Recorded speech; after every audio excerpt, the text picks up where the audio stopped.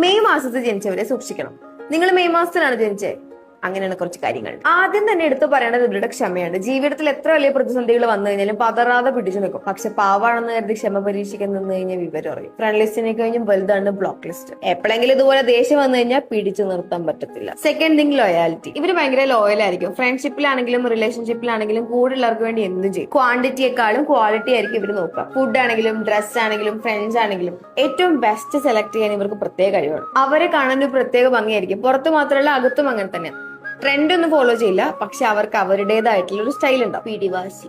ഒരു കാര്യം വേണോന്ന് വെച്ച് കഴിഞ്ഞാൽ പിന്നെ ആരാലും തടുക്ക മുടിയാകും. അതുപോലെ തന്നെയാണ് ഈഗോ ഹേർട്ട് ചെയ്ത് കഴിഞ്ഞാൽ പിന്നെ നോക്കണ്ട. പുറത്തുനിന്ന് നോക്കുന്നവർക്ക് ഇത് ഭയങ്കര പ്രശ്നമായിട്ട് തോന്നുമായിരിക്കും, പക്ഷെ അവരെ ജീവിതത്തിൽ വലിയ നിലയിൽ എത്തിക്കുന്നത് ഈ പിടിവാശി തന്നെയാണ്. മോട്ടിവേഷൻ ക്വീൻസ് ആൻഡ് കിങ്സ് ആണ്.